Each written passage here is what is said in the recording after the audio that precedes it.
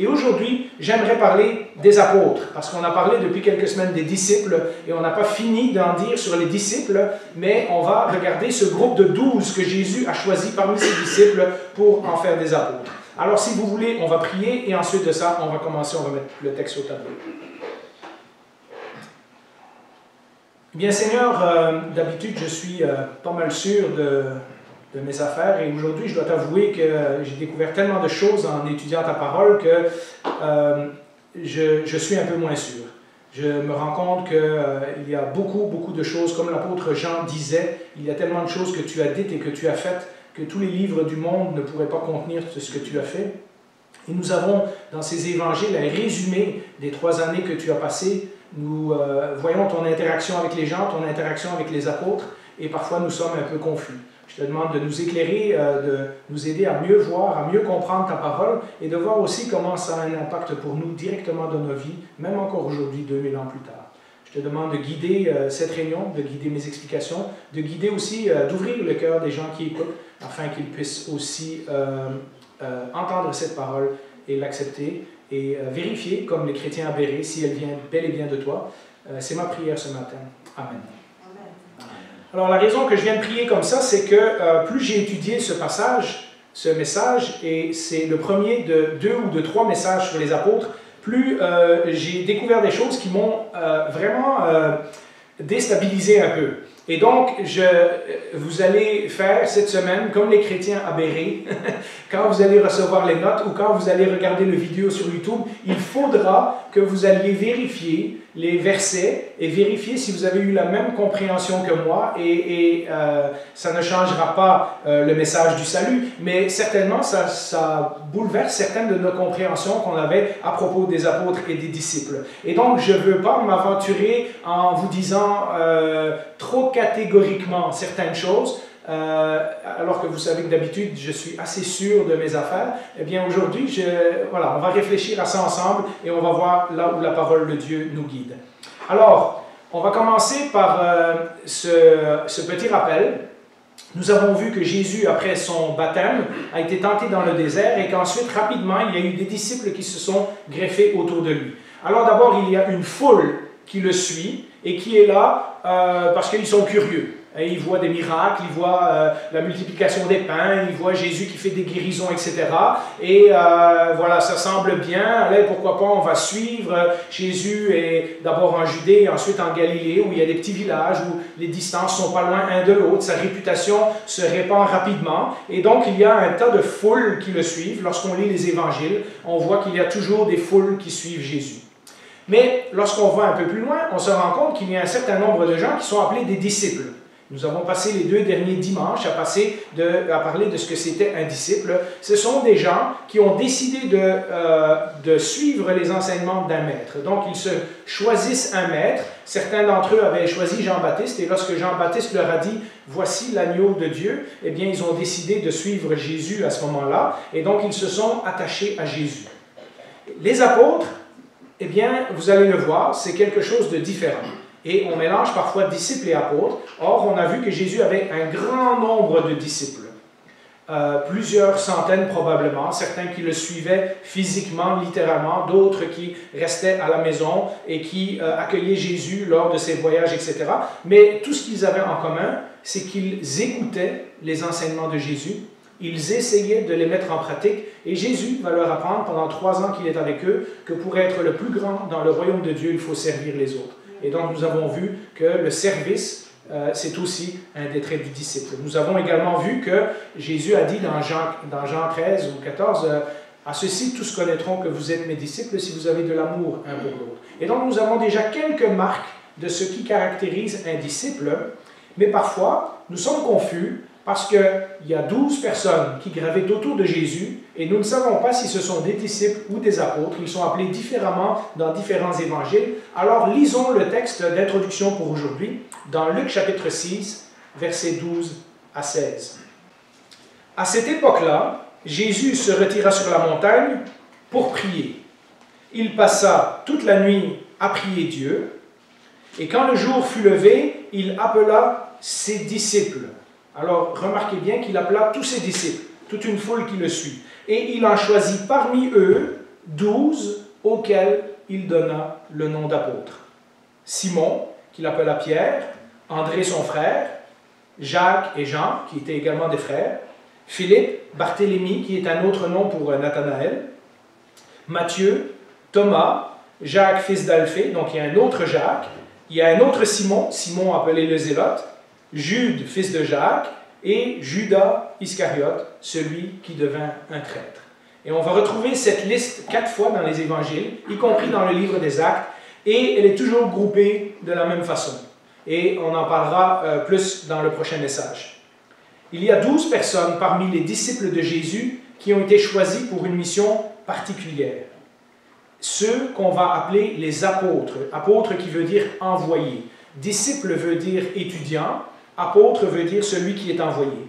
Et Marc, parfois, c'est peut-être le plus confus des évangélistes, Marc parfois va dire Jésus et ses disciples en parlant des 12 apôtres. Les autres évangélistes vont parfois dire les 12 ou les 12 disciples ou les 12 apôtres. Donc quand on parle des 12, on parle de ce groupe de 12. Si vous avez vu des films sur Jésus de Nazareth, etc., vous le savez, il y a toujours un petit groupe qui suit Jésus, etc. Et donc, ma question aujourd'hui, c'était qu'est-ce que ces 12-là avaient de différent par rapport aux autres? Alors, dans un premier temps, on va voir comment Jésus les a choisis.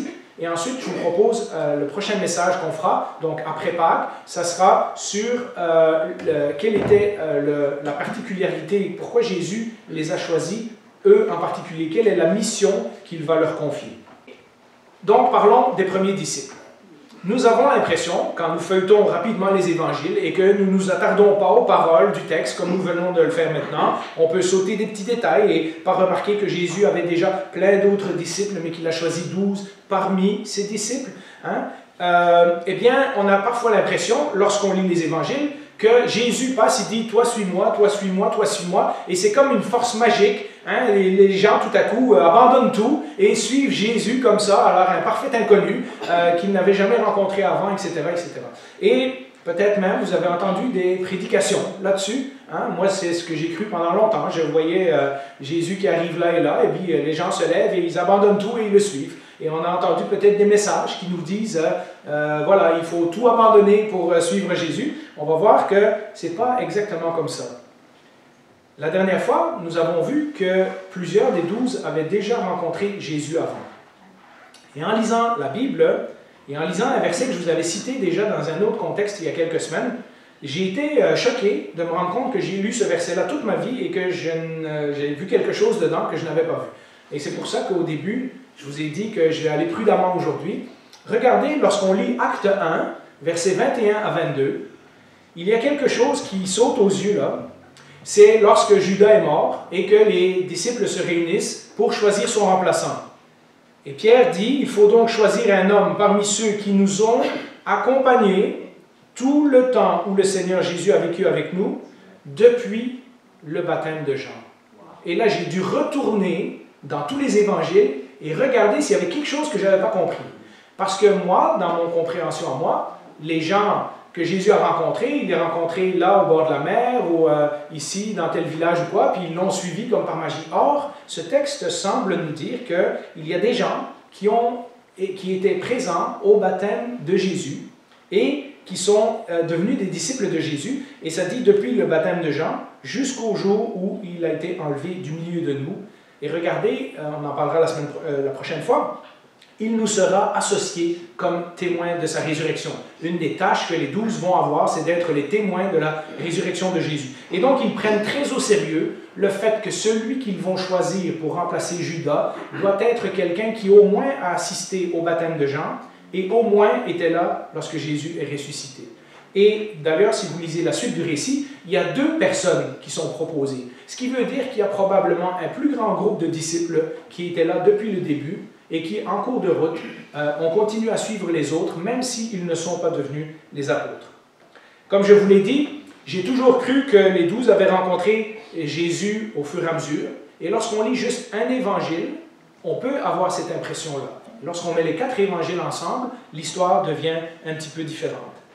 Ce texte semble nous dire, et puis bon, c'est pas hyper important, mais je veux nourrir votre réflexion cette semaine. Ce texte semble nous dire qu'il y a des gens qui ont suivi Jésus depuis le baptême de Jean. Ce qui veut dire que lorsqu'on retourne à Jean chapitre 1, ce fameux chapitre qu'on a vu il y a quelques semaines, où Jean voit Jésus passer et il dit « Voici l'agneau de Dieu » et que André et Jean se mettent à suivre Jésus, eh bien, il y a des gens qui, quelques semaines avant, ont assisté au baptême de Jésus. Rappelez-vous que lorsque Jésus a été baptisé, tout de suite après, il a été dans le désert et il a été tenté pendant 40 jours. Donc, pendant ces 40 jours, je suppose que André et Jean sont restés avec Jean-Baptiste, mais que d'autres ont commencé à retourner vers la Galilée. Et donc, pendant un petit moment, ils ont perdu Jésus de vue. Et puis, quand Jésus va les revoir plus tard, il va leur demander de le suivre. Lorsque on lit Jean 1 et on voit que Jésus est revenu de la tentation, il repasse devant l'endroit où Jean-Baptiste baptisait et nous avons donc des disciples qui le suivent dès ce moment-là. Mais ce qui est clair d'après le texte de Acte 1, c'est que chacun des 12, les 12 premiers, c'est-à-dire Judas y compris, et ça c'est important lorsqu'on va parler de Judas, Judas a vu Jésus se faire baptiser. Et Judas a été choisi parmi un des apôtres. Et plus tard, il y a 2 noms qui sont proposés pour le remplacer. Ce qui veut dire qu'il y a eu quand même un certain nombre de gens, un plus grand groupe, qui a assisté à tous ces événements. S'ils sont en Judée et qu'ils ont écouté Jean, ça veut dire que tous ces 12 qui ont été choisis, y compris Matthias et Justus, qui seront proposés plus tard pour remplacer Judas, ça veut dire que ces gens-là cherchent quelque chose. Ça veut dire que ces gens-là, vous vous rappelez, Jean-Baptiste prêche le baptême de la repentance. Donc, ces gens-là qui habitent en Galilée ont fait 100, 120 km par des chemins de terre pour aller en Judée, pour se faire baptiser par le prophète qui leur annonçait « Repentez-vous, car le royaume de Dieu est proche. » Et donc, c'est des gens, on peut déjà deviner, qui ont un certain intérêt à être fidèles à l'écriture juive, etc., etc. C'est déjà, en tout cas, un signe que leur cœur cherche quelque chose. Vous relirez le récit dans Jean 1 et vous verrez qu'il y avait même des pharisiens, même d'autres gens, des soldats qui venaient. La réputation de Jean était grande. Il y avait plein de gens qui venaient se faire baptiser et Jean s'en prend à un moment donné aux pharisiens en leur disant bande d'hypocrites, qui vous a appris à fuir la colère à venir? Donc, comme si les pharisiens venaient pour se faire baptiser, pour espérer échapper au jugement de Dieu. Et il leur dit non, au contraire, repentez-vous. Et vous relirez ce récit, c'est fascinant. Donc, ces disciples sont en Judée, ils ont vu le baptême de Jésus, et ensuite ils ont entendu, certains d'entre eux en tout cas, ont entendu Jean dire « Voici l'agneau de Dieu ». Et donc, tout à coup, ça met les choses en perspective différente. Parlons de Philippe et Nathanaël, puisque ce sont les suivants dans la liste. Il y a donc André et Jean, qui étaient des disciples de Jean-Baptiste et qui maintenant décident de suivre Jésus quand Jean-Baptiste leur confirme que c'est lui l'envoyé de Dieu et non pas lui-même. Et donc, ils décident de suivre Jésus. Ça, on en a parlé la dernière fois. Ils sont allés, ils ont passé la soirée avec Jésus, ils ont vu où il habite, etc., etc. Et puis, petit à petit, Jésus refait son chemin vers la Galilée. Il va retourner en Galilée. Et en chemin, il rencontre Philippe et il rencontre Nathanaël. En fait, il rencontre Philippe d'abord, qui s'en va ensuite chercher Nathanaël, qui, comme je vous l'ai dit tantôt, est aussi appelé Bartholomée dans d'autres listes. Et ceux-ci aussi reconnaissent très rapidement que Jésus est le Messie. Lisons le récit à la fin de Jean 1, 45 à 51. Philippe rencontra Nathanaël et lui dit « Nous avons trouvé celui que Moïse a décrit dans la loi et dont les prophètes ont parlé, Jésus de Nazareth. » Alors peut-être que Philippe n'est pas très instruit comme certains des pharisiens, mais certainement il connaît son Ancien Testament. Certainement il est au courant, il cherche le Messie, il cherche quelque chose et il dit clairement à Nathanaël, « Nous avons trouvé celui qu'on cherchait. » Nathanaël répondit, j'ai sauté un passage. Nathanaël lui dit, peut-il sortir quelque chose de bon de Nazareth? On en a déjà parlé dans un autre message. Et Philippe lui répondit, « Viens et vois. » Jésus vit Nathanaël s'approcher de lui et lui dit, « Voici vraiment un Israélite en qui il n'y a pas de ruse. » « D'où me connais-tu? » lui dit Nathanaël. Jésus lui répondit, « avant que Philippe t'appelle, quand tu étais sous le figuier, je t'ai vu. Et sous le figuier, c'était une façon de dire que la personne méditait sur la parole de Dieu, etc., sans trop faire de cette expression-là. Ça veut dire que Nathanaël est aussi quelqu'un qui cherche. Hein? Nathanaël répondit, « Maître, tu es le Fils de Dieu, tu es le roi d'Israël. » Tout à coup, il confirme ce que Philippe dit également. Jésus répondit, « Parce que je t'ai dit que je t'ai vu sous le figuier, tu crois. Tu verras de plus grandes choses que celles-ci. » Il ajouta, « En vérité, je vous le dis, vous verrez désormais le ciel ouvert et les anges de Dieu monter et descendre au-dessus du Fils de l'homme. » Alors, c'est un passage qu'on lit, puis il y a plein de choses qu'on ne comprend pas là-dedans, hein, donc j'ai pris quelques minutes pour les décortiquer. D'abord, il y a l'affirmation de Philippe. Selon moi, l'affirmation de Philippe est révélatrice. Il cherchait à comprendre les Écritures. Probablement, comme beaucoup de Juifs en Galilée, il a été élevé à la synagogue. Il a un métier, etc. Mais une fois par semaine, ils vont à la synagogue. Ils entendent des gens exposer, expliquer l'Écriture. Ils connaissent une partie de leur Ancien Testament. Lorsque Jésus s'en va manger, lors de son dernier souper, on dit que Jésus et ses disciples ont chanté les psaumes. Donc, ça veut dire qu'ils ont aussi appris par cœur certains textes de la Bible, notamment les psaumes 110 à 125 probablement, puisque c'était les psaumes qu'on chantait quand on allait à la Pâque à Jérusalem. Donc ce sont des gens qui connaissent la parole. Pas nécessairement des gens très instruits, pas nécessairement des gens très théologiens, mais des gens qui clairement attendent et cherchent le Messie. Ils sont de cette génération de gens qui aimeraient que les choses changent et qui pensent que ça va arriver à leur époque. Ils parlent de la loi et des prophètes. Et il reconnaît que Jésus est le Messie qui a été prophétisé. Donc, il ne dit pas, comme dans certains autres textes, que Jésus est un prophète ou « Ah, il y a un homme qui parle de la part de Dieu. » Vous vous rappelez, c'est ce que Nicodème dit. « Nous savons que tu viens de Dieu parce que tu fais des choses miraculeuses. » Non, non, Philippe dit « Nous avons trouvé celui dont la loi et les prophètes rendent témoignage.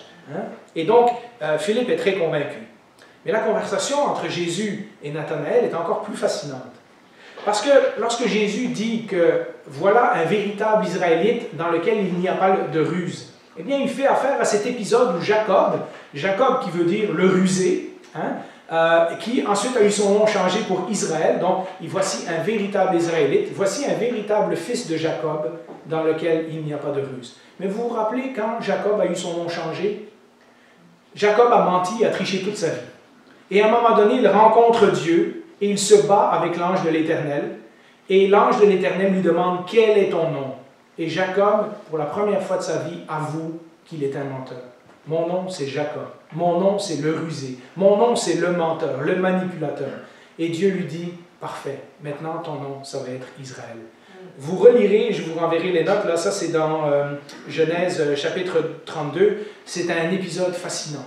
Et donc, lorsque Jésus dit « Ça, c'est un vrai fils de Jacob », mais pas fils de Jacob, fils d'Israël, celui qui a été changé par Dieu, celui dans lequel il n'y a plus de ruse. Et lorsque Jésus dit ça à Nathanaël, il est en train de lui faire un compliment. Il dit, ça c'est un vrai Israélite. Ça c'est quelqu'un qui suit vraiment le Seigneur. Ça c'est pas un pharisien. Ça c'est quelqu'un qui connaît son écriture, qui cherche, qui est là sous le figuier, peut-être en train de méditer, et lorsque Philippe lui dit « Viens voir le Messie », il ne dit pas « Ben voyons donc, le Messie, il doit apparaître seulement dans 50 ans, regarde dans la prophétie de Malachie, ça dit que, etc. » Non, non, non, non. Quand Philippe lui dit « Viens et vois », Nathanaël se lève et va le voir. Il est curieux, il est déjà en chemin, si vous voulez, pour rencontrer Jésus, sans le savoir.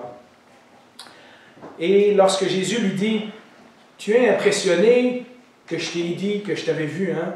Mais tu vas être impressionné par des choses encore plus grandes. Tu vas voir le ciel ouvert et les anges de Dieu monter et descendre au-dessus du Fils de l'homme. » Eh bien, ça, c'est un mélange. C'est aussi un épisode de Jacob. Lorsque Jacob s'en va dans le désert et qu'il dort et qu'il voit l'escalier qui monte au ciel, etc. Et qu'est-ce qu'il dit? La présence de Dieu est dans cet endroit et je ne le savais pas. Et Jacob va construire un autel. Et dans Daniel, cette prophétie est reprise pour parler du futur royaume messianique. Le Fils de l'homme, avec un F majuscule, c'est celui qui va monter et descendre du ciel librement. C'est celui qui est à l'aise dans les deux royaumes. C'est celui qui a le droit de s'approcher dans la présence de Dieu comme si de rien n'était, alors qu'on sait très bien que nous, les humains pécheurs, ne pouvons pas venir dans la présence de Dieu. Et donc, ce sont des prophéties dans Daniel 7 qui disent qu'un jour, il va y avoir quelqu'un qui ressemble à un être humain, mais qui va avoir la domination sur toute chose qui existe. Et donc, c'est une annonce de Jésus-Christ. Et Jésus est en train de dire, oui, tu penses que je suis le Messie, mais attends, tu n'as pas encore vu, tu vas véritablement voir le ciel ouvert.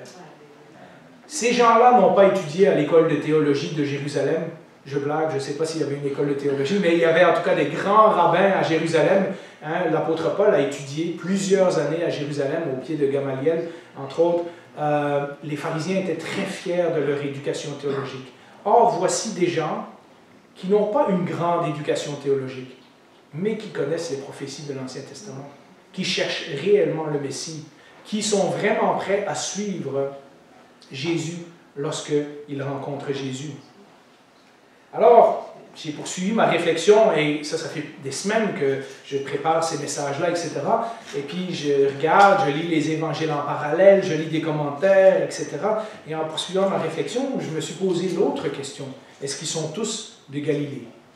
Parce qu'on pourrait croire que, de nouveau, que c'est tous des étrangers qui ne se connaissent pas entre eux et que Jésus les a appelés un peu à gauche, à droite, et ça a fait un paquet de gens qui voyagent ensemble, mais qui se détestent pendant 3 ans, puis qui ne se comprennent pas, puis ci, puis ça. Or, l'image que nous livrent les évangiles lorsqu'on lit plus attentivement n'est pas tout à fait la même. André et Jean sont en Judée, mais on sait qu'ils viennent de Galilée. Hein? Et Philippe et Nathanaël sont en train de retourner en Galilée lorsque Jésus les rencontre.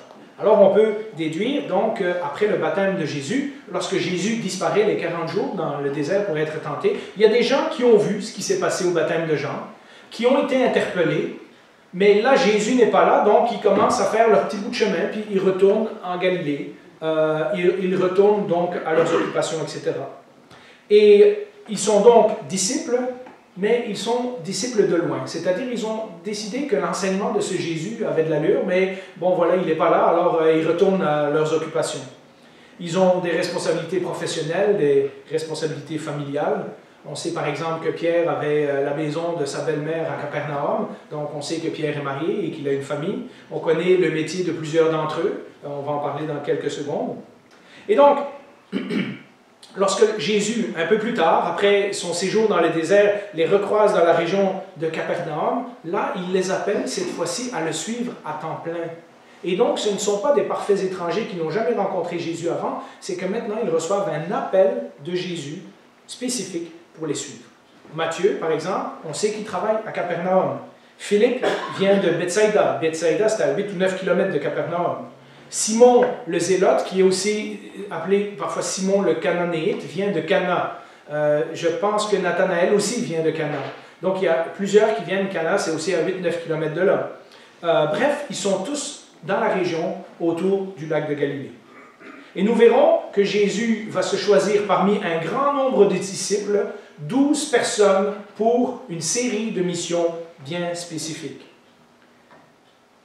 En gros, on pourrait dire que Jésus a choisi des gens de son entourage et des gens de sa classe sociale. Nous savons que Jésus s'est établi à Capernaum, il n'habite plus à Nazareth, et donc là où Jésus est, à Capernaum, eh bien, il va choisir des gens qui vont être son cercle de disciples plus proches et qu'il va former pour une mission particulière. C'est aussi important, lorsqu'on va parler des apôtres, de se rendre compte, je vous l'ai dit à plusieurs reprises, que ce sont les disciples qui choisissaient le maître. Les disciples écoutaient quelqu'un et décidaient « Ah, lui, il parle bien, je pense que je vais aller le suivre et je vais écouter ses commentaires, etc. etc. » Or, dans les histoires des choix des 12, c'est toujours Jésus qui choisit. Il dit « Toi, viens, suis-moi. » Et donc, il y a un appel particulier. Les 12 ont été appelés de façon différente que les autres. Jésus leur a demandé à eux de tout laisser et de le suivre, mais pas à tous les autres. Dans le cas de Jésus, donc, c'est lui qui a choisi ces 12 personnes. Et puis, le texte qu'on a lu au début, il a sur la montagne, il a passé la nuit à prier. Il y a toute une série de disciples qui sont un peu plus bas dans la montagne et il nomme officiellement devant toutes ces personnes, il en nomme 12 qui vont être ses représentants. On va le voir, quand on va parler du rôle que Jésus réserve aux 12, vous allez comprendre très bien pourquoi il en a choisi 12 en particulier. Ici, Jésus, si vous voulez, a confirmé son choix devant toute la foule. Il a dit, voilà les 12 que je me choisis. Alors, on a parlé tantôt de Philippe et Nathanaël, parlons un petit peu de Matthieu. Eh bien, si nous estimons que les 12 font partie d'un groupe un peu plus large qui ont déjà vu Jésus au baptême de Jean, alors cela jette une autre lumière sur Matthieu, qui est aussi parfois appelé Lévi. Dans certaines listes, vous verrez Matthieu, dans d'autres c'est Lévi. Matthieu, c'est son nom grec, Lévi, c'est son nom hébreu. Comme pour les autres, on a parfois l'impression que Matthieu est ce collecteur de taxes haï de tout le monde qui est là à Capernaum, et tout à coup un étranger passe, lui dit « suis-moi » et il laisse son métier, il laisse son argent et il suit Jésus comme ça. Or, si nous pensons que pour être témoin de Jésus, il fallait être là au baptême et il fallait être là à la résurrection, ça veut dire que Matthieu était parmi ceux qui ont été au baptême de Jean. Ça veut dire que Matthieu, tout en étant un collecteur de taxes, est probablement aussi un juif très convaincu. Quelqu'un qui lit les Écritures, quelqu'un qui cherche le Messie, quelqu'un qui peut-être fait son métier et il sait qu'il n'est pas très aimé des gens du coin, mais quelqu'un de Capernaum. Rappelez-vous, Capernaum, c'est 1500 habitants. C'est absolument minuscule comparé même à Saint-Constant ou c'est un petit village, tout le monde se connaît. Matthieu travaille à Capernaum, c'est probablement même lui qui qui fait payer les taxes à Pierre et à Jean et à Jacques lorsqu'ils font la pêche, etc. C'est peut-être lui qui donne aussi les permis de pêche, etc. C'est quelqu'un qui est connu de ce groupe de gens-là. Et il ne semble pas, il n'y a aucun passage du Nouveau Testament qui nous dit qu'il y avait... que Matthieu était détesté. Ça, c'est des interprétations qu'on a fait plus tard. Même moi, je l'ai fait. On disait, les collecteurs de taxes étaient détestés. Oui, les collecteurs de taxes qui collectaient les taxes pour les Romains. Mais il y avait aussi des collecteurs de taxes réguliers qui ramassaient les impôts de tout le monde, les impôts pour le temple et d'autres affaires, etc. Et qui, eux, étaient des gens du coin. S'ils étaient si haïs que ça, on en aurait une trace dans le Nouveau Testament. D'ailleurs, même en relisant l'histoire de Zachée, je me suis rendu compte que on extrapole un peu en disant Zachée, personne l'aime, etc. Non, le texte nous dit simplement qu'il était petit et qu'il est monté dans un arbre. Et ceux qui n'aiment pas Zachée, par exemple, ça c'est vrai, ceux qui n'aiment pas Zachée et ceux qui n'aiment pas Matthieu et ceux qui n'aiment pas les collecteurs de taxes, ce sont les pharisiens. Parce que pour eux, ils sont super religieux et ces gens-là, c'est des voleurs, c'est des collaborateurs, ils travaillent avec les Romains, etc. etc. D'ailleurs, lisons le texte. Dans Matthieu 9,9, si on ne lisait que ce texte-là, ça nous donnerait cette impression-là. Jésus partit de là, en passant, il vit un homme assis au bureau des taxes et qui s'appelait Matthieu. Il lui dit « Suis-moi ». Cet homme se leva et le suivit. Donc en lisant le texte, on pourrait avoir l'impression que Matthieu ne le connaissait pas du tout. Or, avec tout ce qu'on vient de dire avant, on se rend compte que Matthieu était probablement déjà là avant et qu'il a entendu parler de Jésus, qu'il a peut-être entendu certains de ses sermons, qu'il a vu certains de ses miracles, etc., mais qu'il est retourné à son métier à Capernaum et que là, Jésus l'appelle officiellement à le suivre. Dans le chapitre tout de suite après, quelques versets après, nous voyons que Jésus prend les 12 et les envoie pour prêcher et guérir. Ça, c'est une des missions qu'il va donner aux 12 et qu'il ne va pas donner à tout le monde. Ça n'a pas de sens, à moins que Matthieu, même s'il est collecteur de taxes, est déjà un juif fidèle, repentant et qui est persuadé que Jésus est le Messie. On ne voit pas nulle part que Jésus a passé plein de temps à former ses disciples, etc. Il prend les gens où ils sont spirituellement, donc déjà des gens ouverts à la venue du Messie, et il les envoie prêcher à sa place. Il connaissait avant, puisque selon moi, il l'avait vu au baptême de Jean. S'il travaille à Capernaum, comme je l'ai dit, il y a bien des chances qu'il connaît également les autres. Dans un petit village, eh bien, tout le monde connaît tout le monde. Nous, on avait un chalet à Shawinigan Sud, puis c'est quand même pas mal plus que 1500 habitants.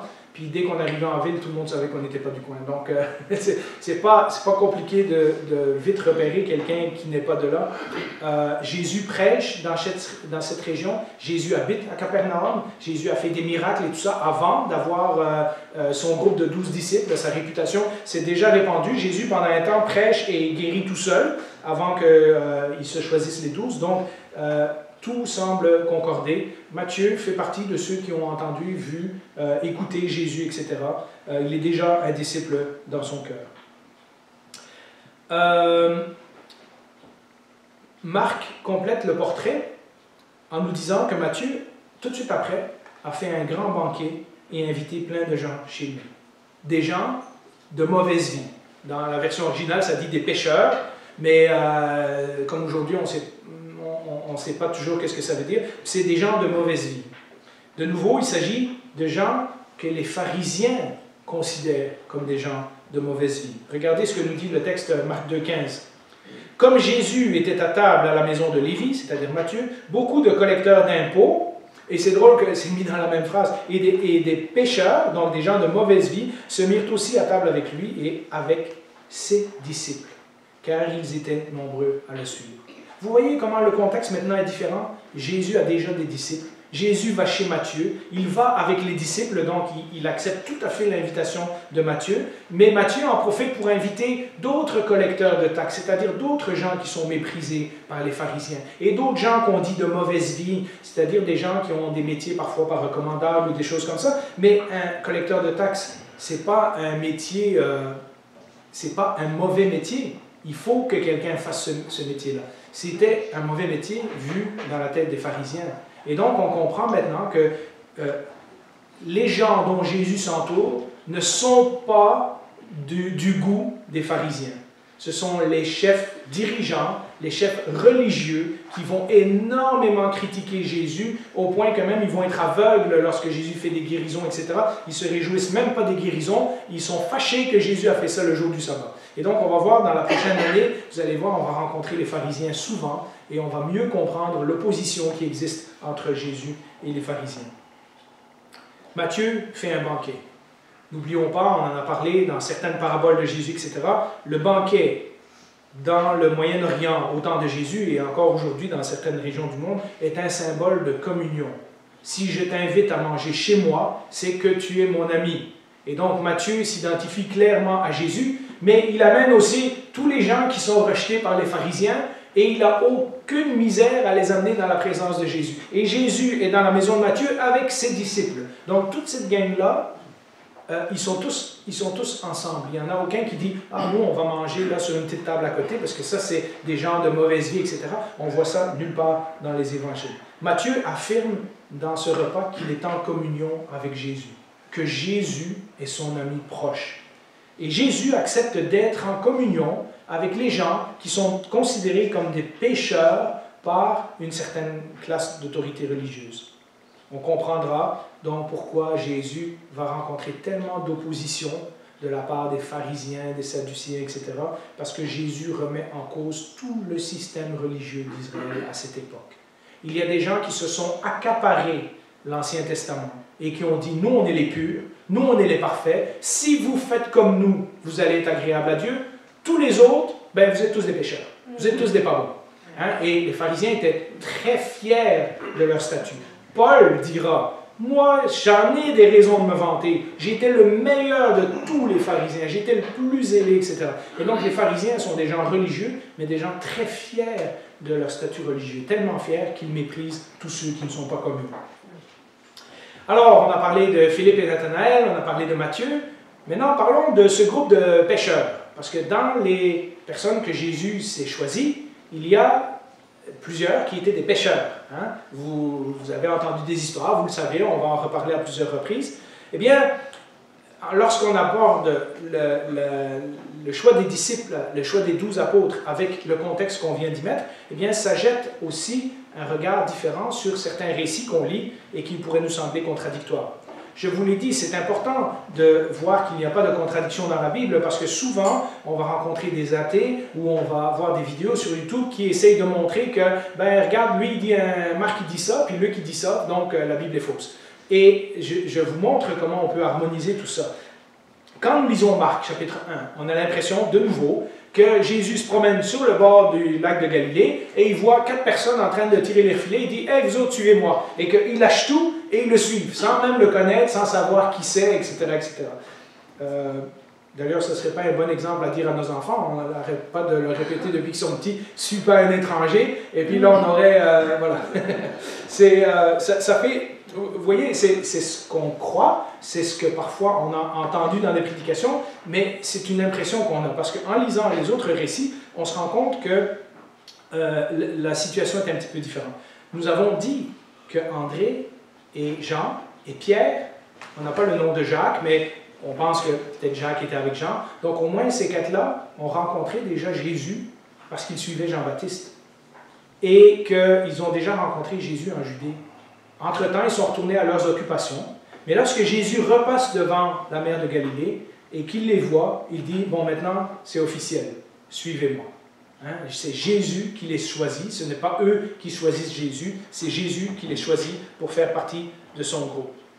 Il semble qu'ils sont dans un genre d'entreprise, puisque Pierre et André, qui sont des frères, travaillent avec Jacques et Jean, qui sont des frères aussi. Et Jacques et Jean sont appelés partout dans le Nouveau Testament, les fils de Zébédée. Et on n'a aucune idée c'est qui Zébédée, sauf que si son nom est mentionné partout, c'est que ça devait être un gars très important.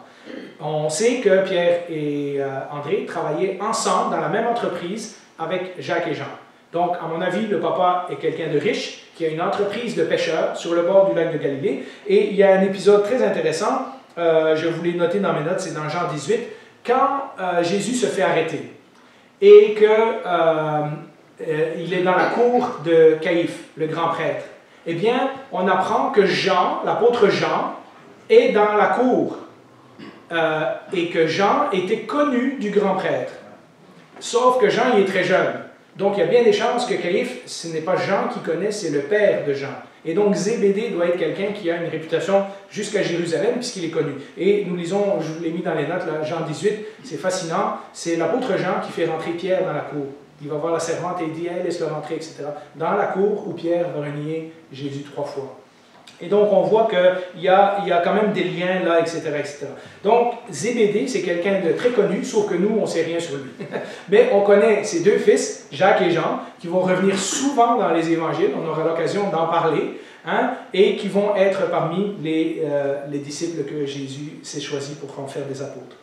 C'est Luc qui nous donne plus de détails encore que Marc, et qui nous donne cette explication pourquoi les quatre ont tout laissé et ont suivi Jésus. C'est qu'à ce moment-là, Jésus a fait une pêche miraculeuse. Et après la pêche, il a dit, « Voyez ce que je suis capable de faire? Maintenant, suivez-moi, et maintenant, je vais vous apprendre à pêcher des hommes. » Lisons le texte dans Luc 5, versets 8 à 11. Quand il vit cela, ça c'est après la pêche miraculeuse, hein, ils n'ont rien pêché, Jésus dit, « Va et jette ton filet à gauche. » Pierre le fait, et puis les deux bateaux sont presque en train de couler tellement qu'ils sont des poissons. Hein. Et quand il vit cela, Simon-Pierre tomba au genou de Jésus et dit, « Seigneur, éloigne-toi de moi, parce que je suis un homme pécheur. » Il a vu quelque chose dans le miracle de Jésus qui l'a bouleversé.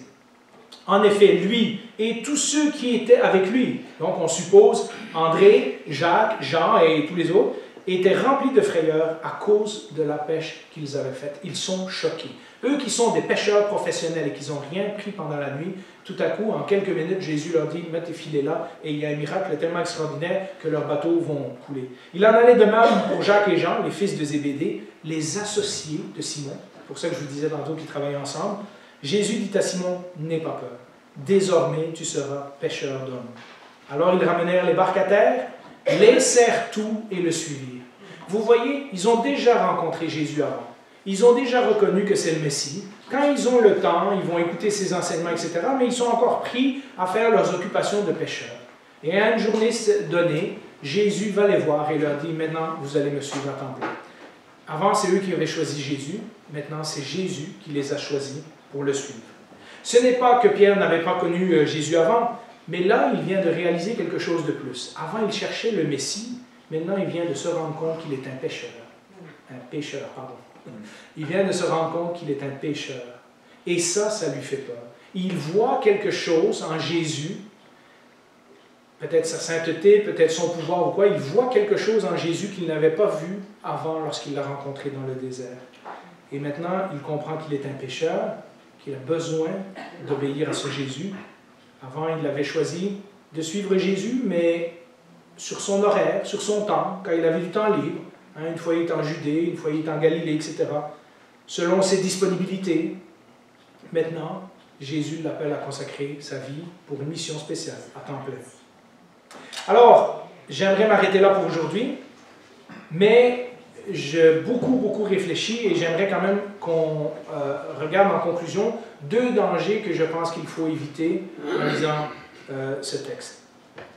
Le premier, et là encore, je ne veux pas critiquer parce que c'est en partie vrai, c'est de prendre le texte littéralement et dire « Regardez, Jésus les a appelés, ils ont tout abandonné pour le suivre, donc vous devez tous faire la même chose. » Qui de nous ne s'est pas senti coupable en entendant des messages sur « Ils lâchèrent tout et le suivirent. » Et j'avais probablement fait là-dessus dans ma jeunesse aussi.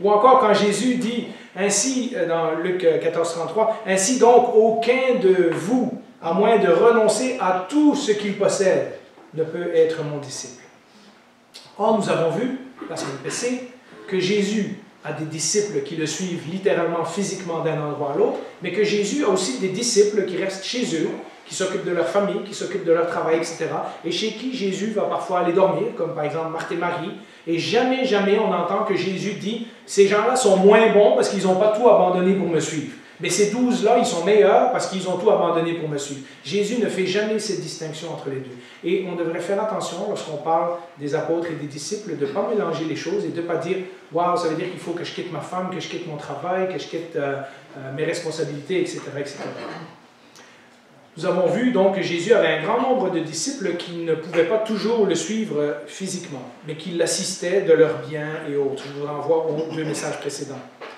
En réalité, Jésus n'a pas demandé à tout le monde de lâcher son travail et de le suivre, mais à ces 12-là. Et nous verrons qu'ils ont été choisis pour une mission particulière, c'était pour continuer l'œuvre de Jésus, pour poser les fondations de l'Église. On en parlera la prochaine fois. Tous n'ont pas été appelés à être des apôtres. De même, aujourd'hui, nous ne serons pas tous appelés à quitter des carrières prometteuses, ou un pays confortable, ou renoncer au mariage pour devenir des pasteurs, des évangélistes, des missionnaires. Sinon, nous serions tous dans la rue en train de faire autre chose. Mais nous avons tous été appelés à être des disciples. Nous n'avons pas tous été appelés à quitter nos carrières et tout ça, mais nous avons tous été appelés à être des disciples. Chaque apôtre a aussi été un disciple, mais chaque disciple n'est pas devenu un apôtre. Et quand on verra le rôle des apôtres, vous allez comprendre qu'ils avaient une mission particulière. Mais le second danger, c'est exactement le contraire. C'est de dire, ah, Jésus s'adressait aux apôtres, donc ça ne me concerne pas vraiment. Et donc, pour ne pas envoyer la fausse idée que nous pouvons simplement être un chrétien spectateur, rappelons-nous que Jésus n'a pas juste prêché « Ah, le royaume de Dieu est proche, Dieu vous aime, repentez-vous et vous serez sauvés », mais il a aussi prêché de le suivre et d'être son disciple. Hein? Le but, ce n'est pas de tout lâcher nos responsabilités sociales et autres, et de devenir un itinérant pour Jésus, en quelque sorte, mais de tout lâcher ce qui nous empêche de suivre Jésus, de tout lâcher ce qui nous tient éloignés de Jésus.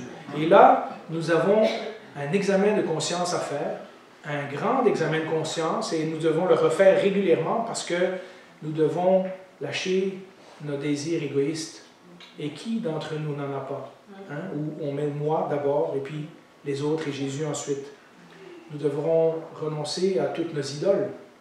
Parce qu'on n'en parle plus tellement dans le Nouveau Testament, alors que l'Ancien Testament est plein d'idolâtrie, mais vous le savez comment on s'attache à des choses qui finissent par remplacer Dieu dans notre vie.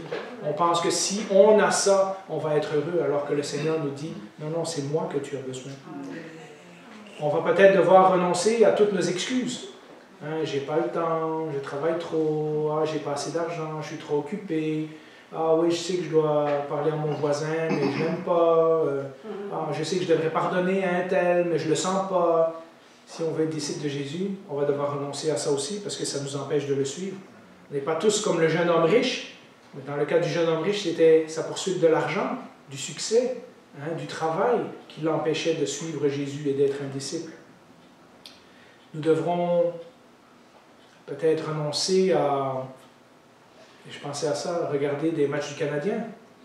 Parce que pour certains d'entre nous, ce n'est pas le cas pour tous, mais pour certains d'entre nous, on connaît mieux les joueurs de chaque équipe, on connaît mieux les scores des 20 dernières années, on connaît mieux le prix qu'on a payé pour chaque joueur, etc., que l'évangile de Marc ou l'évangile de Luc. Eh bien, ça aussi, même si c'est légitime de regarder du sport, ça aussi, ça peut nous tenir éloignés de Jésus. Certains connaissent mieux tous les détails sur la vie de, je sais pas moi, Occupation Double ou La Voix. Hein, on connaît tous les chanteurs, on connaît tout sur leur vie, etc. Mais combien de temps on passe, puisqu'on a dit qu'un disciple devait écouter, passer du temps au pied de Jésus, combien de temps on passe? Et vous voyez, ce n'est pas tant la question de quitter sa job pour devenir pasteur, c'est une question de quitter tout ce qui nous distrait de suivre Jésus à temps plein. Et puis, le Nouveau Testament parle en abondance de renoncer à notre ancienne vie. Avant d'être chrétien, il y avait une façon dont nous vivions. Nous avons peut-être tiré certaines de nos habitudes que nous traînons encore aujourd'hui avec. On l'a vu dans l'étude de Pierre, dans l'étude de Philippiens, dans plusieurs études bibliques qu'on a fait. Nous sommes appelés à renoncer à notre ancienne vie. Tous nos anciens défauts, tous nos anciens affaires auxquelles on s'accroche en disant « Ouais, mais ça, j'aime ça, me sentir comme ça, etc. » Le Seigneur nous apprend à renoncer à ces choses-là aussi. Et tout cela a un coût. Pour mettre une autre citation en conclusion, un pasteur a dit ceci: « Jésus t'invite à laisser derrière tout ce que tu as été pour devenir tout ce qu'il t'appelle à être. » Ça, c'est ma prière pour nous aujourd'hui. Alors, prions, et ensuite nous terminerons par un chant.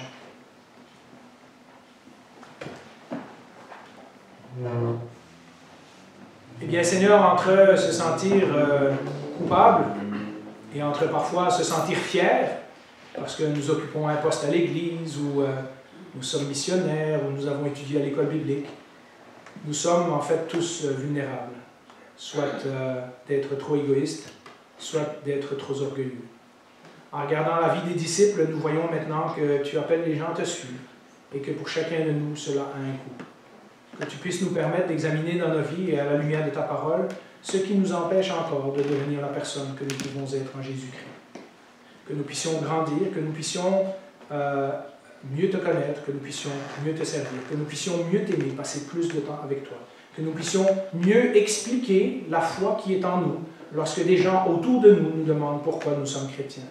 Que nous puissions être des meilleurs témoins, des meilleurs ambassadeurs, des meilleurs frères et sœurs, des meilleurs fils et filles de notre Père Céleste, des meilleurs serviteurs de notre Maître. Te prions pour moi-même, pour toute l'Église, pour ceux qui nous écoutent également. Au nom de Jésus. Amen.